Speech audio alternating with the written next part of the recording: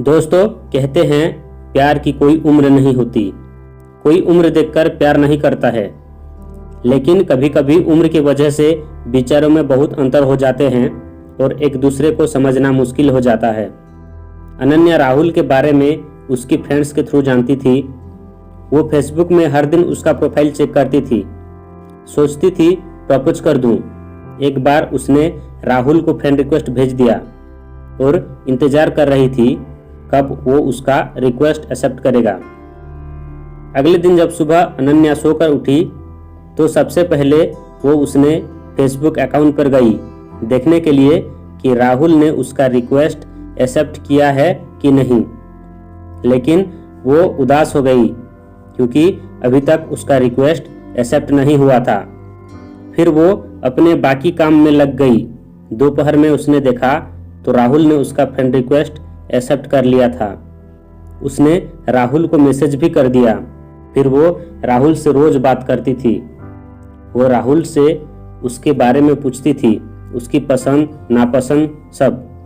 राहुल जब कर रहा था, अनन्या की ग्रेजुएशन हो गई थी।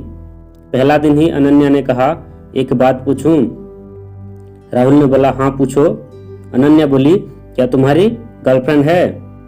उस वक्त राहुल ने उसका मैसेज नहीं देखा।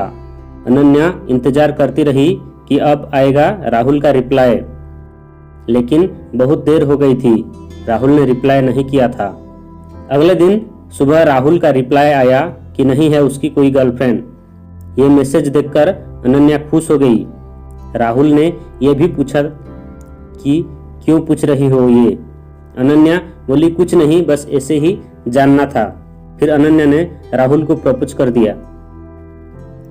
राहुल तो मानो सातवें आसमान में था। उसे विश्वास ही नहीं हो रहा था कि एक लड़की ने सामने से खुद उसे प्रपोज किया है। वो खुद को दुनिया की सबसे खुशकिस्मत लड़का मानने लगा। खुशी मना रहा था, मानो कि राहुल पागल सा हो गया था। उसने अनन्या को हाँ बोल दिया। वो दोनों रोज बातें करते थे, वीडियो कॉल करते थे। उनके रिलेशन को लगभग 6 महीने हो गए थे।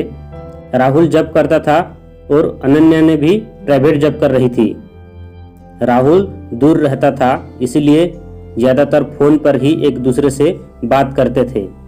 जैसे जैसे समय बीतता गया, दोनों के बीच झगड़ा होने लगे।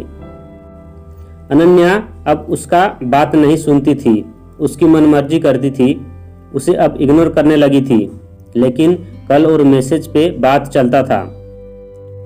वो भी पहले से कम हो चुका था। राहुल अब अनन्या को फोन करता था, लेकिन उस वक्त भी बातें कम और झगड़े ज्यादा होते थे। राहुल को ये बिल्कुल अच्छा नहीं लगता था।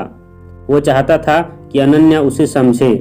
राहुल अनन्या को छोड़ भी नहीं सकता था, बहुत प्यार जो करता था। राहुल अनन्या को बहुत समझाता, उससे शायद झगड़े कम हो उनके बीच और वो दोनों एक दूसरे को समझ सके। एक दिन राहुल ने अनन्या को मिलने के लिए गया। उधर उसने देखा कि अनन्या एक फास्ट फूड सेंटर के बाहर एक लड़की के साथ था। उसी समय राहुल ने अनन्या को फोन किया। अनन्या ने फोन देखा कि राहुल का कॉल आ रहा है, लेकिन उसने फोन नहीं उठाया।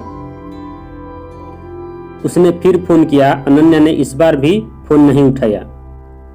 फिर राहुल गुस्से में घर चला गया। शाम को अनन्या ने उसे फोन किया। राहुल ने पूछा, कहाँ थे तुम? मैंने तुम्हें दोपहर में कॉल किया था।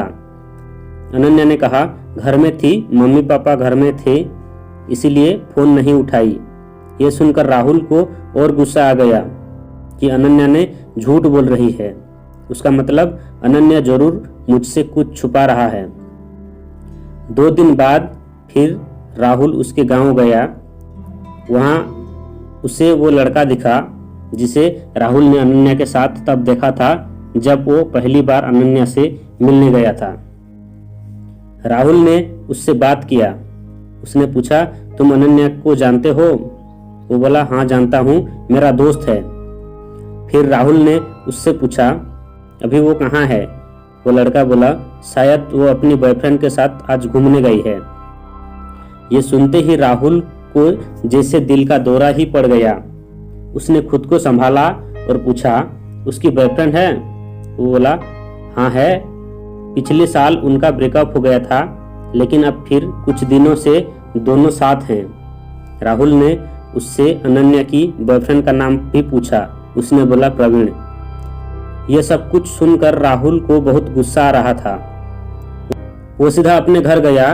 वो बहुत रोया कि मेरे साथ ऐसा क्यों हुआ, क्या गलती था मेरा? अगर वो किसी और से प्यार करती थी तो मुझे क्यों प्रपोज की? क्या मैं उसके लिए बस एक खिलौना हूँ? शाम को राहुल ने अनन्या को फोन किया। उसने पूछा कहाँ थे तुम पूरा दिन? सुबह से ना एक मैसेज ना एक कॉल।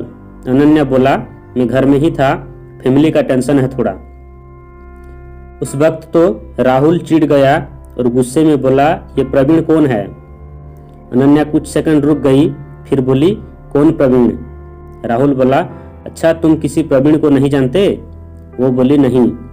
फिर राहुल बोला मैं उसी प्रवीण के बारे में बात कर रहा हूँ जिसके साथ आज तुम घूमने गए थे। ये सुनते ही अनन्या ने कॉल कट कर दिया। राहुल उसे फोन करता रहा लेकिन वो फोन नहीं उठाई। राहुल ने उसे मैसेज किया कि अनन्या फोन उठाओ, मुझे बस मेरे कुछ सवालों का जवाब चाहिए। उसके बाद भी अनन्या ने फोन नहीं उठाई। राहुल ने उसे मैसेज किया कि कल मैं तुम्हारे गांव आ रहा हूं, मुझे मिलना है। इस पर अनन्या ने तुरंत रिप्लाई किया गांव में नहीं, तुम मुझे गांव के पास एक पार्क आता है वहां मिलो।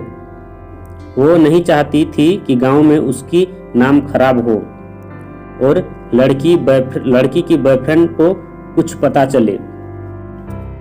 अगले दिन राहुल उससे मिलने गया।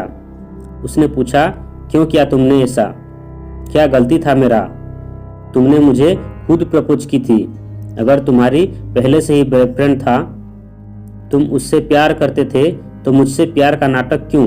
फिर अनन्या बोली जब मैंने तुम्हें प्रपोज की थी तब प्रवीण मेरे साथ नहीं था, लेकिन तुम अब मुझे शक करने लगे।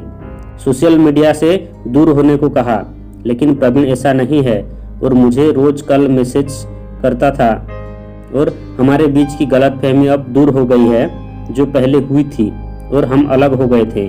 मैं उससे प्यार करती हूँ। फिर राहुल बहुत गुस्से में बोला प्यार क्या कोई खेल है क्या? आज इसके साथ कल उसके साथ, क्या समझती हो तुम खुद को? अनन्या ने कहा जो कुछ भी हुआ उसके लिए मुझे माफ कर दो, लेकिन मैं तुम्हारे साथ नहीं रह सकती। मैं प्रवीण से प्यार करती हूँ। राहुल पूरी तरह टूट चुका था। उसे लड़कियों से नफरत हो गया था। वहाँ से बिना कुछ कहे वहाँ से चला गया। तो दोस्तों ऐसे वीडियो देखने के लिए चैनल को लाइक शेयर सब्सक्राइब कीजिए। Thank you.